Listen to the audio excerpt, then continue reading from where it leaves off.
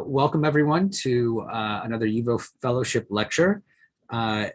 Today's lecture is the Max Weinreich Fellowship Lecture in East European Arts, Music, and Theater, and it has been supported by the Ruth and Joseph Kremen Memorial Fellowship.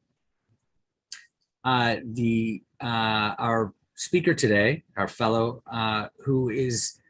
who's actually a fellow of the year, the academic year 2020-2021, but unfortunately because of COVID, he wasn't able to come to YIVO during that period, but he's been here for the last 2.5 months, working in the archives, and his lecture is based on that. Our lecturer today's name is Pavel Michna. Pavel graduated from the Department of Art History and the Adam Mickiewicz University in Poznan. He's currently a PhD student in the Department of Anthropology of Literature and Cultural Studies at Jagiellonian University in Krakow, Poland, where he's working on a project on the functioning of the graphic office in the Łódź Ghetto. His research interests focus on politically and socially engaged art, from interwar avant-garde to contemporary art and Holocaust studies, particularly art and visual documents created during the Shoah. In 2020, he received the Gerald D. Feldman Travel Grant awarded by the Max Weber Foundation, and he is here today as the Ruth and Joseph Kremen Memorial Fellowship recipient from the YIVO Institute for Jewish Research for 2020-2021. I'd just like to let you know, if you do have questions, you can put them in the Q&A section, not in the chat. And so let's hear from Pavel Michna. Hello. Thank you for having me. I'm delighted to be here today, and thank you for coming. I will share my screen now. Oh, it will work.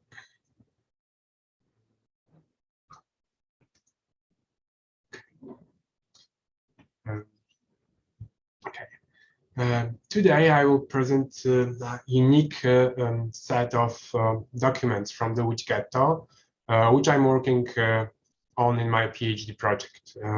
I will start by introducing you to the history of these documents. Then I will put them in artistic context of the period, and analysis of chosen style and use of statistical data on those documents pages will allow me to show you appeals to modern discourses in the narration and their propaganda function within Judenrat policy, which, as I'm going to show, play a counter-propaganda function toward Nazi propaganda. To conclude, I will consider the contemporary reception, or rather omission, those documents faced, and how, besides several challenges related to their status, form, and narration, there are valuable historical sources to study Holocaust. I will illustrate this lecture primarily by pictures of documents I found in YIVO during my 3-month research stay, which was possible thanks to the Ruth and Joseph Kremen Memorial Fellowship I was awarded. I would like to note that I will focus only on a few aspects, mostly connected with visual form of documents I'm dealing with. They are numerous, 28 albums of several hundred pages each, and 100 posters describe many aspects of the functioning of the Łódź Ghetto. Almost every album and poster raises new research questions, demands a new contextual frame, and could be material for a separate lecture. And so to start, art from ghettos and camps receives increasing scholarly attention. In analyzing these works, researchers have most of all focused on art that appeared for individual reasons, be it the artist's commitment to documenting tragedy, or, on the contrary, a need to escape from misery and suffering, at least for a moment. To a lesser extent, there has been interest in the official art of the period, art commissioned in the camps by the Nazi, or artifacts ordered by the Judenrats in ghettos. Those works were supposed to express the agreed message and follow the stylistic preferences of the clients, and often are seen as more collaboration. Since they are considered not the result of the free creativity of artists, they have often been ignored and assumed to be insincere or second-rate. The albums and posters I will talk about today, official visual documents produced in the Łódź Ghetto, did not easily fit into the framework above. This material, commissioned by the Judenrat, were designed and created by Jewish artists working in the graphic office of the Statistical department.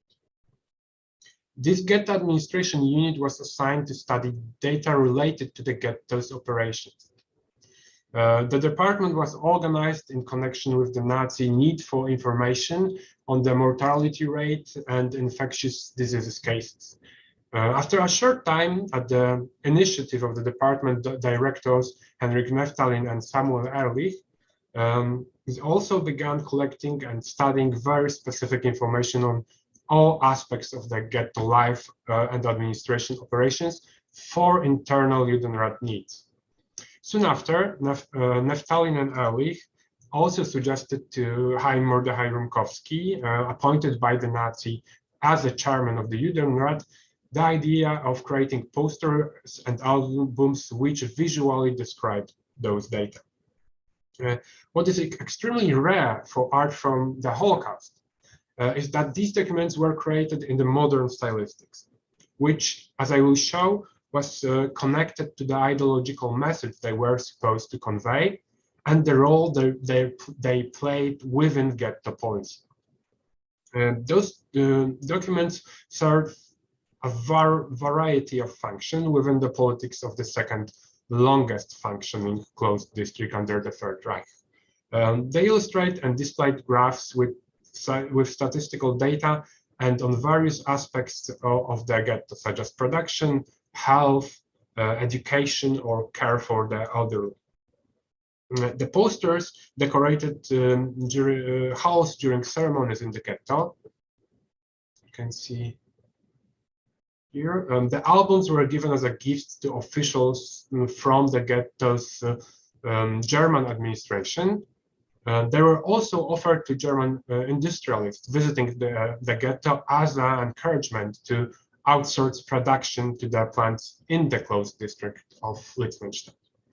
Finally, the albums also served as a souvenir gift given by subordinates to Rumkowski himself and other high-ranking officials of the Jewish administration during official celebrations and anniversaries. All these materials were methodically and meticulously reproduced by the graphic office and were included in the ghetto archive. Those documents are of ambiguous status. They are propaganda from the Holocaust made by Jews. They show a positive image of the ghetto. They advertise industrial plants organized in the ghetto and the goods produced in them. They were designed in modern style. So, describing such documents face numerous issues. Thus, to solve those issues, the inquiry at hand entails a transdisciplinary analysis combining the history of photography, the history of art and design, visual culture studies, memory studies, and of course, Holocaust studies. I also want to mention one more thing. In today's lecture, I will analyze only official materials created in the graphic office. I do not include in the analysis documents created by artists employed in other units of the ghetto administration. These other materials were made in different, more traditional style and with the use of different graphic techniques. I will also do not analyze underground documents, such as the oft described album by Arthur Prince, Aryeh Ben Menahem. Whereas this album is more similar in style and form to documents from graphic office, Its message is critical to the policies of the Judenrat and contains unofficial photographs taken in the ghetto. Going to research status. Narrative of documents from the graphic office is construction for which we still need to find a key to unlock and understand it. Viewing those materials can cause dissonance or feeling of unease. One of the reasons is that the narrative and photographs used are far removed from the dominant representations of suffering and cruelty that become the repository of contemporary cosmopolitan memory of the Holocaust. Instead, this material illustrates the functioning of the departments of the Jewish ghetto administration and the factories operating within it, all conducted in line with the strategy of survival through work adopted by chairman of the Judenrat. Those documents' artistic status intermingles with the historical and political propagandistic function. It should be emphasized that they show a false image of the ghetto by using posed photographs taken to illustrate albums and posters. Moreover, photos were subject to physical manipulation, cut and reassembled. Their pages, therefore, do not fit into the established post-war logic of Holocaust representation, whose essential requirement should be truthfulness and conformity with the reality described. They are akin to industrial advertisement or merchandise catalogs, yet, as I will discuss, they should be analyzed and considered an important historical source to study Holocaust. Official documents from the Łódź Ghetto constitute very rich material. Despite this, albums and posters have not been the subject of broad interest among Holocaust scholars today. In the excellent works of ghetto historians, these documents manifest themselves mostly as unanalyzed illustrations. The concise analysis of these materials appear in Janina Struk's work on Holocaust photographs and the recent Tanya Kinzel book on photographs from the Łódź Ghetto. They are also briefly described in a few articles on art from the Holocaust. The first and only work describing this material is in more detail is an unpublished MA thesis by Agata Pietron, in which the author managed to establish several facts concerning their creation by speaking with the last living survivors who had a direct relationship with the graphics office employees. In her work, Pietron focused on the status of the photo-montage as a Holocaust testimony. And a little bit about the context of the ghetto. The Łódź Ghetto was the second longest functioning closed district under Third Reich occupation. Before the Second World War, Łódź has been home for Poland's second largest Jewish community, over 230,000 people, with Jews making up 35% of the population and residing mainly in its northern districts which have poorly developed infrastructure. Once which had been incorporated into the Third Reich and renamed Littmanstadt, those neighborhoods would roughly constitute the area in which the Germans established a ghetto, ordering the resettlement of Jews who were living in other districts. Shortly after the closing of the Łódź Ghetto on April 30, 1940, large-scale industrial production began to be organized there, starting from the tailoring workshop, but with production expanding in scope and growing steadily until 1943. The measures taken resulted from the personal initiative of Runkowski, who believed that the ghetto gaining of an important role in the Third Reich's wartime economy would ensure its survival. The textile industry played a key role in this plan, which was a long-established center of textile production, and Jews had been vitally involved in it. documents I'm discussing were intended as evidence of the Judenrat strategy and confirmation of the proper running of the Jewish as well as German administration of the ghetto. Their modern style, drawing from avant-garde, was an element of this carefully constructed communique. It is, however, interesting what led to choosing such stylistic, which, considering the negative Nazi attitude toward modern art, might seem not the first choice. Analysis of this choice origins may then be vital to interpreting the meaning of those materials. To do this, I have looked for the sources of the form taken by the photomontage compositions created in the Łódź Ghetto in the avant-garde and modernist traditions. The photo-collage compositions created in the graphics office were made of photo-montages placed in the constructivist layout, to which colored layers were added together with graphs, images from advertisement and catalogs, text, clippings, and other elements drawn from surrounding. As I mentioned before, both formally and narratively speaking, the photomontages created in the ghetto are close to the compositions of Soviet artists. Also, the status of those documents is close to postulates of the founders of constructivism in the Soviet Union. The ideas of constructivism were announced in 1921 by a group of avant-garde artists. The premise of the movement was to combine the latest artistic developments with the industrial, political, and utilitarian demands of a new revolutionary society. The imagery they used evoked the efficiency and functionality of modern technology. Geometric style they used harmonized well with the shape of the machines. Constructivist artists extensively used photomontages too.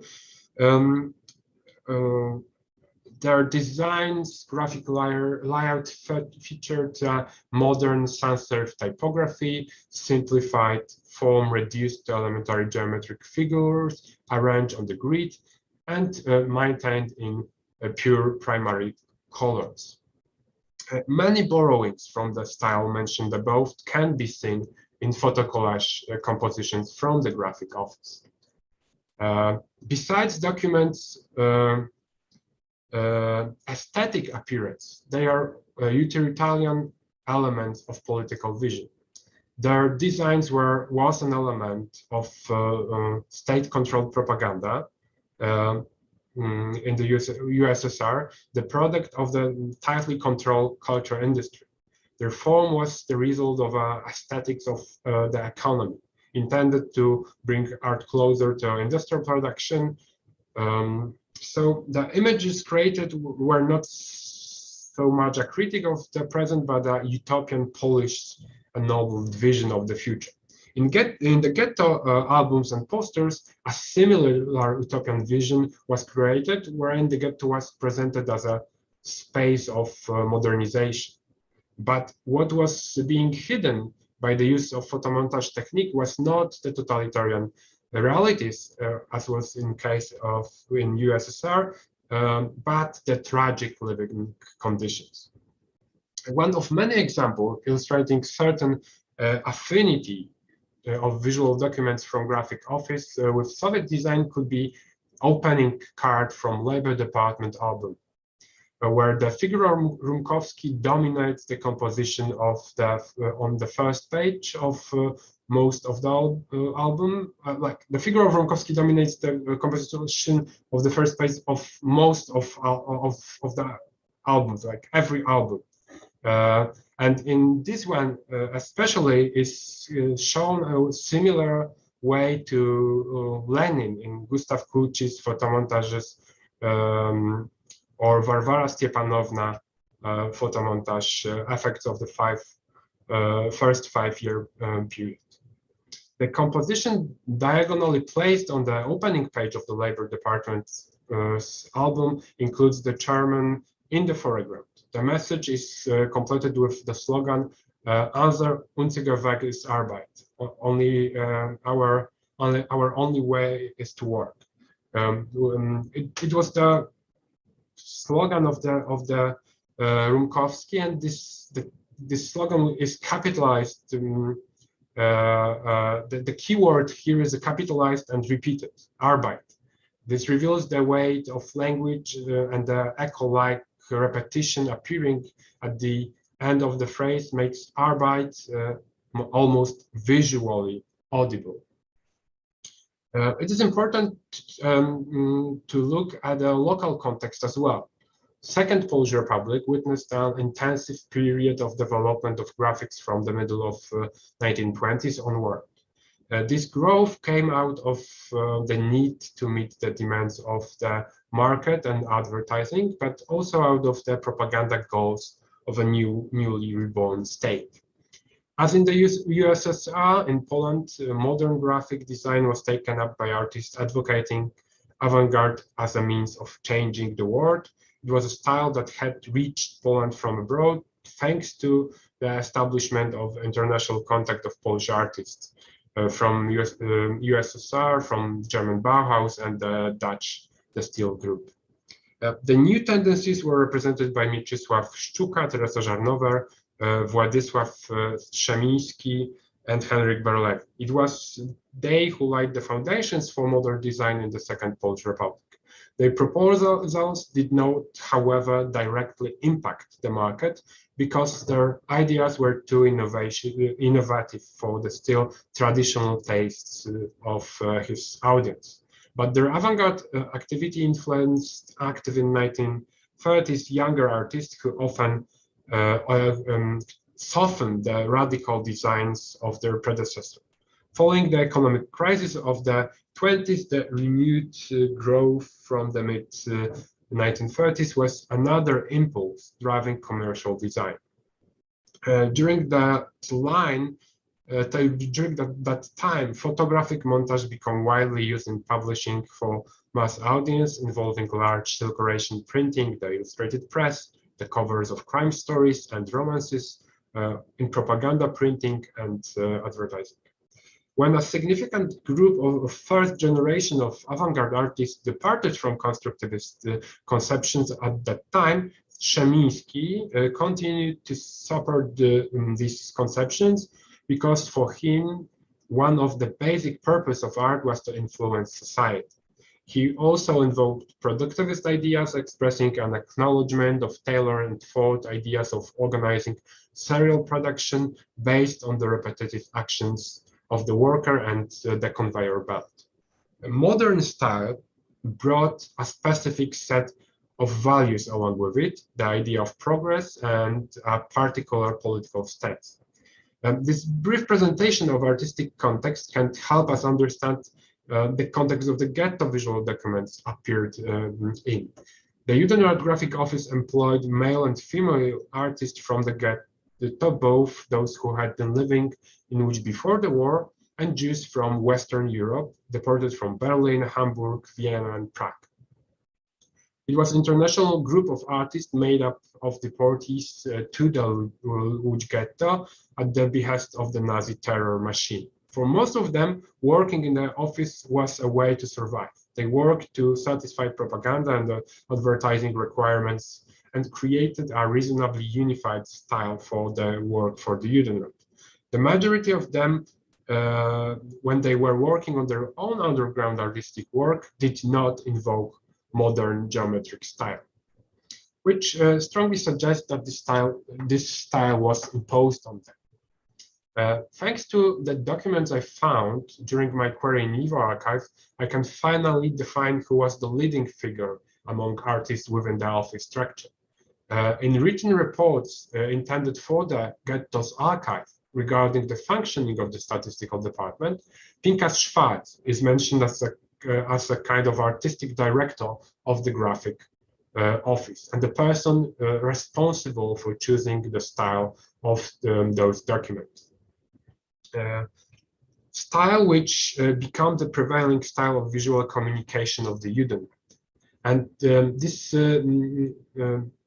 thesis on Schwarz's role supports the set of photocopies of documents which appear to be kind of his individual portfolio of commercial design. It's not connected to the topic of the Judenrat activities, but which resemble graphic office materials. This fact is vital in tracing the sources of the style used, because Schwarz was the student of Strzemiński, mentioned before. He was by Strzemiński taught according to the avant-garde ideas. Despite the fact that they drew on the modernist design trends, the ghetto albums and posters have not attracted the interest of art history until today. In fact, these archival material have been effectively removed from art history, as they have been omitted in the Holocaust studies. So subjecting them to the techniques of the history of art amounts to an attempt to acknowledge them as artistic objects. These documents draw on modern paradigms whose use had very definite ideological implications. Geometric photo-montage compositions were intended to suggest modernity and the rationality of the ghetto Rumkowski managed. As an element of narration that could not be omitted from those documents is the use of statistics. Those documents carry arguments to convince those addressees were numbers. The origins of those documents was to show statistical data, and for both the creators and the recipients of the albums and posters, those documents were above all statistical. They were, as Rumkowski described this during a ceremony organized for the first anniversary of Statistical Department, I quote, based on the strict meaning of numbers, and therefore on the most fundamental and uncertain basis. Sarah Feitlovich, an artist employed in graphic office, also pointed to statistical data as an element that was to testify to veracity or falsity of these documents. The role and belief in the possibility of accurate description of reality using statistics appear in many official documents from the ghetto. Hence, the graphic layout was an element that had to reinforce the statistical data, which in the end had to build and confirm the utopian image of the ghetto built in them.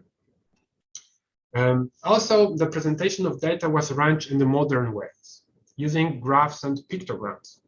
Inspiration for the use of pictograms can be found in the extant system of visual communication Isotype, International System of Typographic Picture Education. Isotype was already created by the Austrian sociologist Otto Neurath and his team in 1925. It was expected that this would lead to the rationalization of a sort of communication utopia, communication beyond the limits of distinct languages and cultures. Isotype had to make basic knowledge accessible to one and all, regardless of education or age. Statistical and other information was to be presented through pictograms of simple form. They were intended to be as readable as possible, with text kept to a minimum. Although the system in its complete form did not ultimately become a widely used language, its influence of graphic design and layout was significant. Information, dressed in an attractive and easy to understand form, became an element of a persuasive, more convincing communication strategy. Some visual documents created for the Judenrat follow the Isotype principles for formulating accessible depiction of statistics. Data presented in this fashion aimed to convince Nazi recipients that the ghetto continued existence made sense, and future generations future recipients about Rumkowski's care for the ghetto. It is visible in the several album cards of the education department album, as you can see data concerning schools on the slide.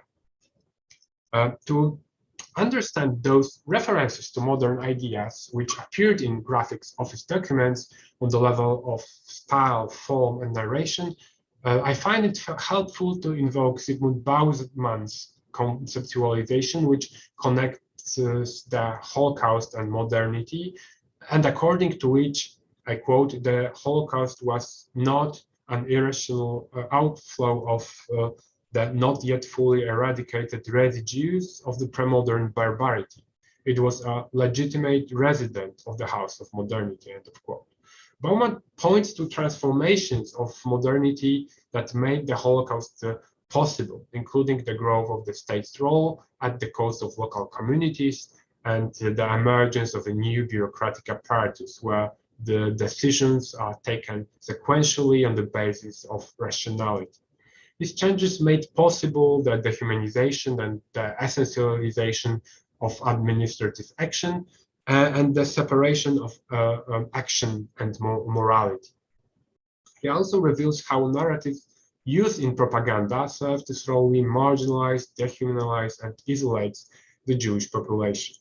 The Nazi created a picture of Jews as lazy and indolent, the bearers of disease, making use of characteristically modern sensitivities about productivity and hygiene.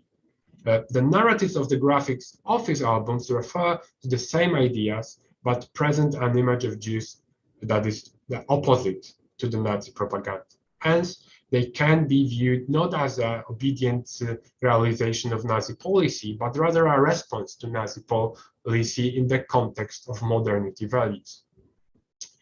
What I believe is missing in the Bauman's diagnosis is that he doesn't include the agency of imprisoned in the ghetto Jews. Collaboration or cooperation with the enemy becomes a common buzzword that prevents the discernment of nuances in the activities Jews undertook. Independent from evaluations of the Judenrat's role, the assertion that their adopted survival strategies were the result of a calculation that was only rational yet completely dependent on the activities of the Germans serve as an acceptance of the perpetrator's perspective, of which Yehuda Bauer, among others, accuses Bauman. A consequence of adopting such a point of view is to see the rational decisions the victims undertook as, in fact, irrelevant. It deprives Jews imprisoned in the ghetto of their agency and assumes that they did not enact any form of resistance. Moreover, it ignores the meaning of the concrete survival strategies that the victims choose. Bauer also points out Bauman's disregard for the local specificities of the individual ghettos and for the differences in how Jewish councils undertook forms of organizing life in the restricted areas. According to historian, examining them is no less worthy, I quote, is also no less worthy of analysis that is the objective fact of their becoming part of machinery of destruction, whose aims they recognize too late, if at all, end of quote. It is impossible to deny that Bauman was correct in recognizing the criterion of rational actions as a key operating principle for the victims, which we can clearly see in the visual documents from the Łódź Ghetto. But to reduce them to hapless, I quote Bauer again, hapless collaborating sheep led to the slaughter by an effective bureaucratic machinery, end of quote, seems to be at the very least insufficient. This would omit the entire spectrum of the victims' various reactions as well as their complexity, not only armed resistance, but also form of cultural resistance. So the way Rumkowski is represented in those documents does not ease the contemporary viewer's critical view of Charman of the Judenrat. Most albums start with his likeness. In almost all of them, his picture as a survivor of the ghetto. In the pages of the Textile Factory album, we can see first his portrait, which, in accordance with the theme of the album, is presented as a pattern to be embroidered. Particularly interesting is one of the subsequent pages, composition comprising photographs inscribed in a shape resembling a cogwheel. In the upper left corner of made on a circle plan composition, there is a photograph of Nurkowski looking beyond the frame of the cogwheel at the images to his right and below. These images in turn show the factory premises and the Jewish workers manning machines at different stages of textile production. This composition illustrates a page on which a textual fragment summarizes the ideas behind the organization of production at the factory and the goals guiding the chairman of the Judenrat. So I will quote a text. It's a little bit long, but I think it's worth to have a sample of the narration of albums. The outline of the future is already drawn before the eye of Mr. Chairman. The spinning, weaving, dyeing, and other departments will give work to thousands of people. The hitherto unused raw material, of which there is an abundance in the ghetto, will, upon completion of the work process, be refined into a final product, a commodity, and this, in turn, will become a means of exchange for the most important goods for many hitherto hard-pressed brothers. New life will embrace these working, new happy people and their families. Yes, for Mr. Chairman, the goal is invariably set. If his brethren must be helped, it is a question of breaking all resistance with an iron fist and sparing no sacrifice until the work is done. This is the text, which is the fragment which is on this card you can see on the slide.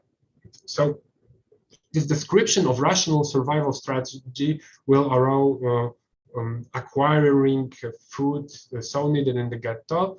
It was made in 1941, and through archived albums and posters, Rymkowski could present to the public his effort in effectively manage the ghetto in a hypothetical time after the war.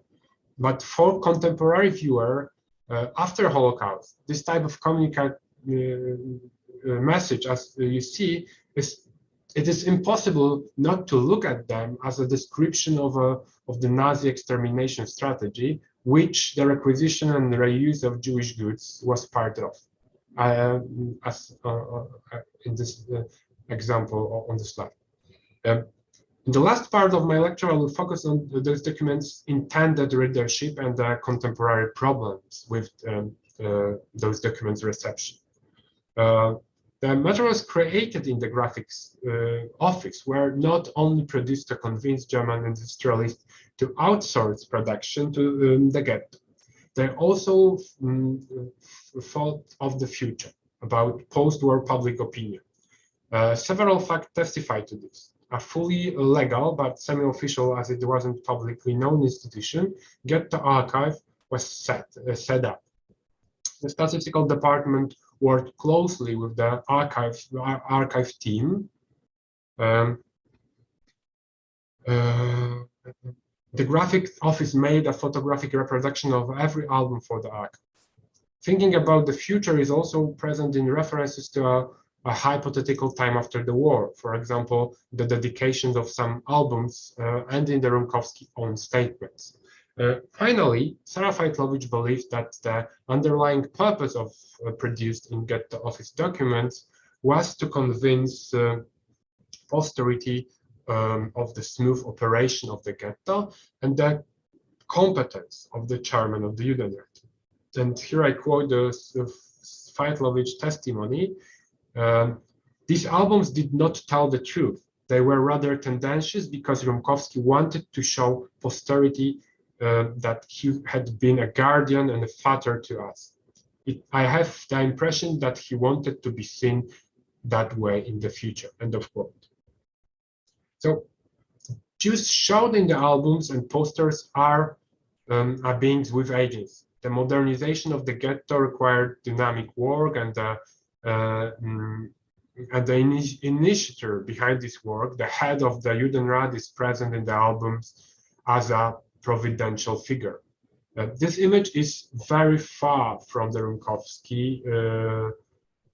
who wielded absolute authority over the district, being at the same time completely dependent on the Nazis. These works were made in a style, a key feature of which was clarity and ease of comprehension. In this aspect, they were to look like mass-printed publications, even though they were handmade and in one copy only. The avant-garde style material was supposed to be easily consumed. Indeed, the way modern graphics techniques were used to present data in the forms of graphs and pictograms might suggest that the intended audience was broader than just specialists. The official materials from the graphic office presented the Jewish community in stark contrast to the main line of Nazi propaganda. Perhaps the albums were an attempt to challenge the stereotype of Ostjuden, where the Jews were profiteering parasitic carriers of diseases and representative of moral decay. The image of the ghetto society in the albums was similar to the presentation of Aryans in the Nazi propaganda. One of the pages of the Labor Department album, the machine was much emphasized. On the pages of the machines were emphasized as style, a symbol of progress and of efficient and rational organized work. Apparatus for medical research and treatment, machines enabling modern diagnosis, was illustrated in the Health Department's album. The pictures always show the subject in actions. These doctors and nurses are actively aiding the sick. Equipment is shown in operation, or the effects are illustrated. For example, the X-ray of hands, as you can see on the slide. Ghetto inhabitants were presented as hardworking, efficient, healthy, respecting hygiene and cleanliness, which was shown as a result of Rumkowski policy and his care of ghetto inhabitants, especially young ones. This effort to create propaganda, positive portrait of the ghetto for the future, can be considered as a prospective politics of memory, conducted by a Jewish administration, possessed a certain degree of autonomy within the ghetto. These were documents about the past for the future. So I would like to ask at the end, how do these materials affect today's processes of memory, and what was the meaning of creating propaganda documents intended for archives in the context of the extermination of the actual witnesses, the liquidation of the fundamental bearers of memory, the people of the ghetto, the subject of this material? And can they serve to any extent as a testimony to the fate of the victims? Those propagandist documents are the antithesis of a commemoration of the Holocaust. They do not fit into logic of testimony. They do not serve as a material trace of the Holocaust. Those quasi-relics objects that came into contact with the victims' bodies. Hence, they were being overlooked for many years and left in their archives, becoming resources of cultural memory, or more precisely, an element of distinguished by Aleida Assmann storing memory, which, I quote, contains what has been useless, obsolete, and alien, the neutral identity, abstract factual knowledge, but also the repertoire of missed opportunities, alternative options, and unused chances. End of quote. Ghetto documents had no chance of becoming the functional memory, which I quote is a derivative of a process of selection, of linking of the constitution of sense. For the contemporary viewer, they are false and therefore useless for historical research and modern memorialization. But I believe that if we take the right perspective, the documents analyzed above can be a source to understand Judenrat policy in spite of, or perhaps because of, showing a false image of a ghetto.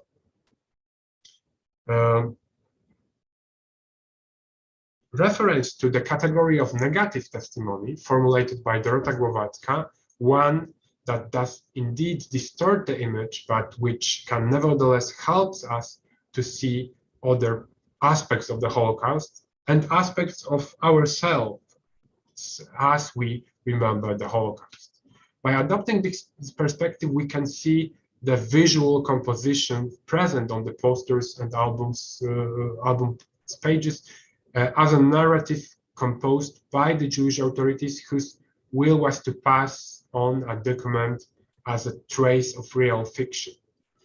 They were the fiction that they wanted to pass on the future generations.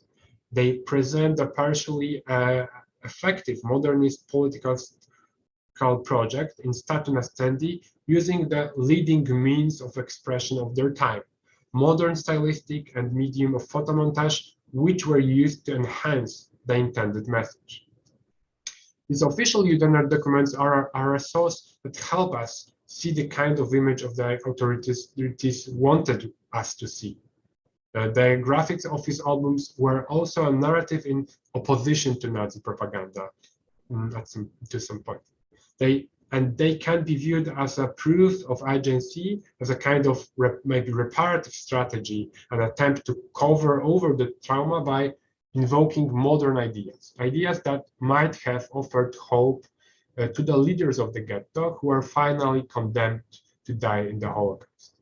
If we look at the popularity of this messaging and the modernist style it was conveyed in, we could also claim that the majority of viewers placed their faith in modernity too. Jews were not exceptions when they also held out hope in the ideas of modernity in their dire struggle to survive. The moral ambiguity of these documents has led to their omission from the study. But this awkward, passed over, and forgotten ghetto modernism, as I name those documents, can enable us to view the survival strategy of the ghetto authorities in a new light. Thank you.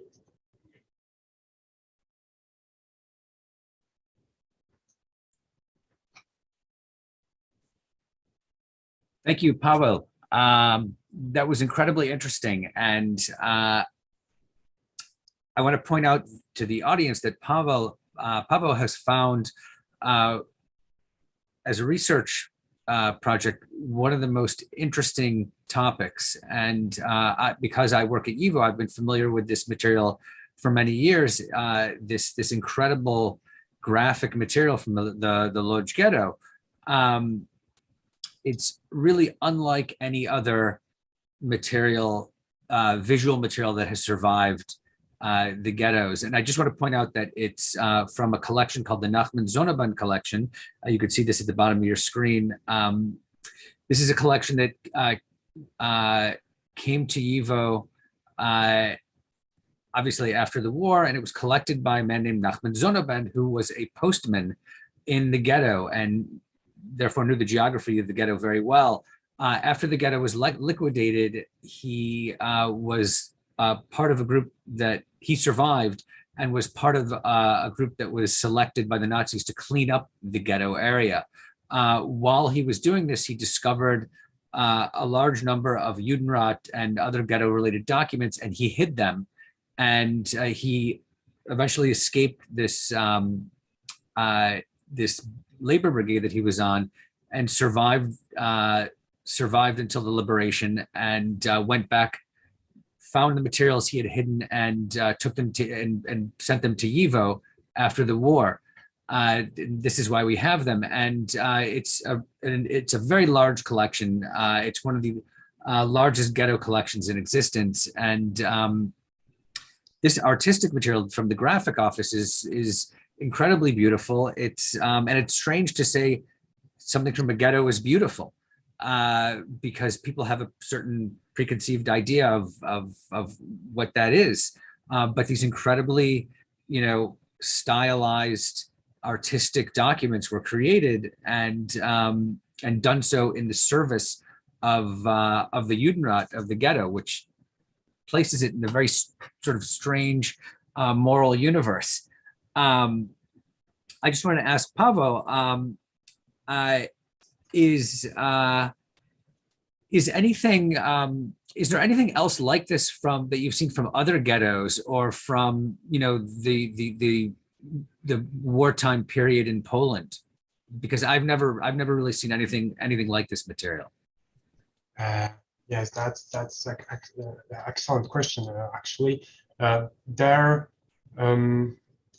are maybe not very similar in style, but very similar in narration documents. The documents created in the technical department in Theresienstadt ghetto, they're really also focused on the production there and this industrial aspect of functioning of the ghetto, and also efficiency of Jews worked in the ghetto, but they're made not in such constructivist style. They're much more similar to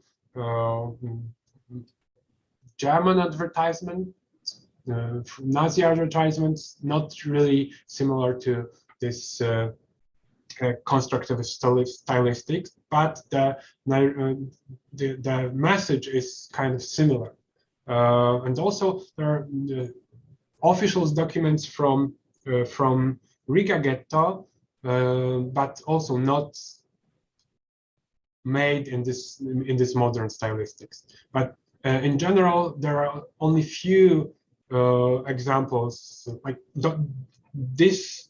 Archives from Łódź Ghetto are really numerous, but except that there are only few examples from Theresienstadt, from Riga, and there is an album, but not graphically in any graphic layout, but album from Warsaw Ghetto showing the Jews working in the ghetto facilities, but only like traditional photo album, not arranged in any graphic line. Right, and I think it bears repeating. You mentioned that the creation of these materials in a constructivist style can be seen as a type of resistance. It's kind of a poke in the eye to the aesthetics of the Nazis. I think that's a very interesting point. And it may have possibly have been dangerous to to have done this, since this was very much a Soviet aesthetic. And I'm just wondering, I mean, these documents, do you think Nazis saw these documents? Yeah.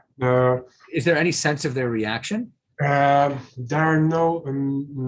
No, we had one of the pages I showed was the page of the album which were given in the May 1941 to Hans Bieber, and the album was accepted, and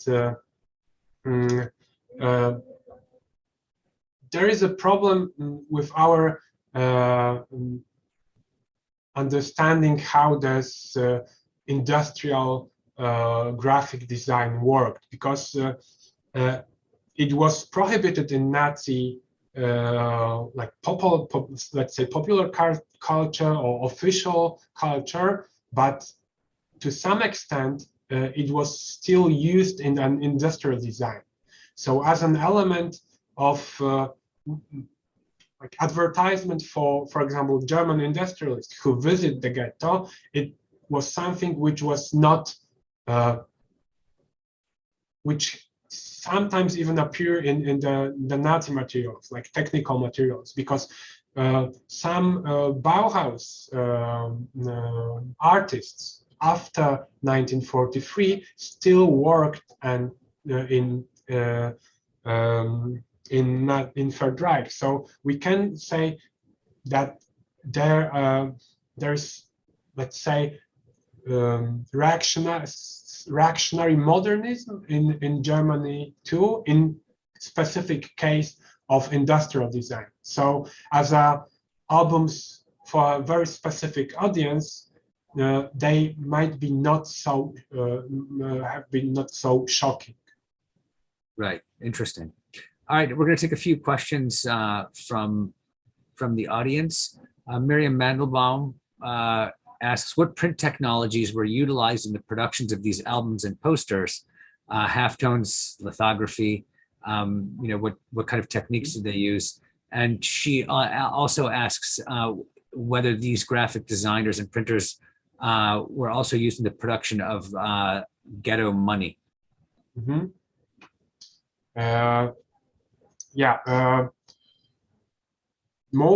Most of the documents were made just by hand.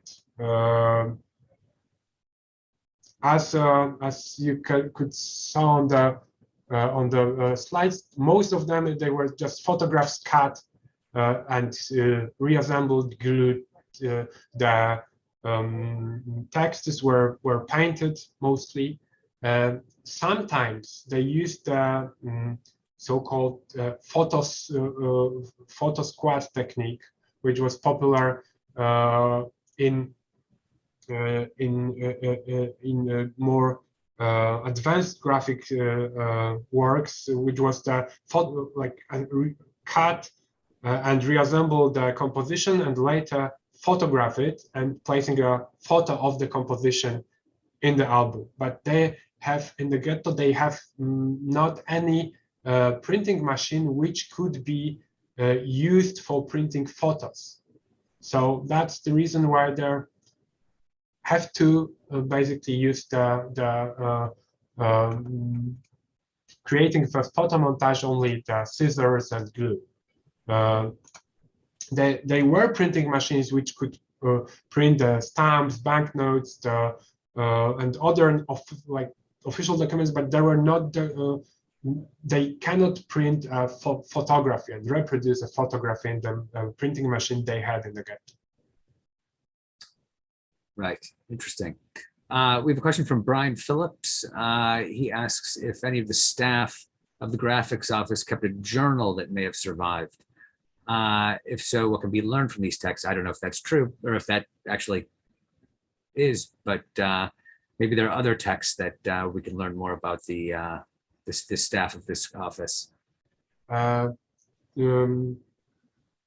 found two testimonies. One testimony of Sarah Feitlovich from the 70s, and she described her work, her background and her work in the graphic office, and also the interview with Pinkas Schwarz from 1993, so late interview. He also described the work in the office, but there are only two which I found, and which is kind of strange.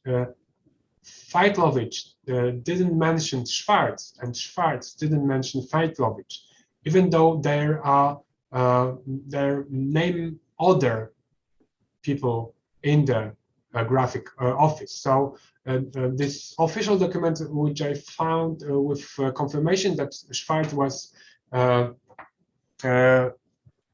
the head of, or artistic director, let's say, in the graphic office, was really important, because I don't have any confirmation of the interview of in this interview. Schwarz told that he somehow was responsible for this, but this not mentioning him at all in Feitlovich testimony was at least it was strange. And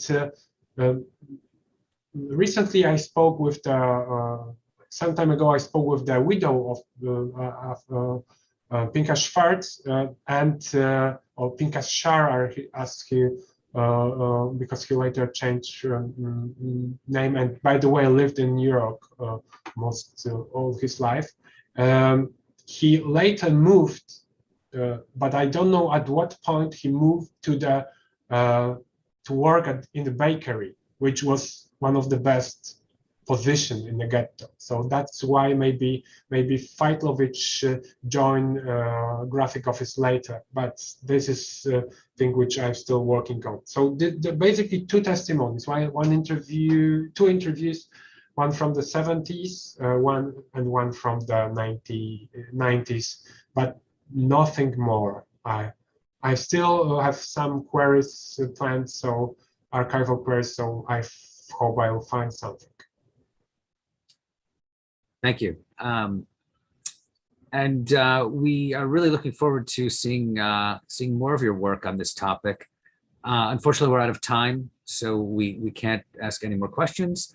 But thank you so much, Pavel, and thanks to everyone who joined us. This is a fascinating lecture. Once again, this is a YIVO Fellowship lecture, the Max Weinreich Fellowship Lecture in European Arts, Music, and Theater, supported by the Ruth and Joseph Kremen Memorial Fellowship, of which Pavel is a holder. We can't do these lectures without and support our fellows and scholars without your support. So if you'd like to consider making a donation, we would be most appreciative. You can do so at yivo.org. Thanks so much, and see you at the next YIVO Fellowship lecture, which I believe is on May 2nd. Please check yivo.org for the date and time of that. Thanks so much. Thank you.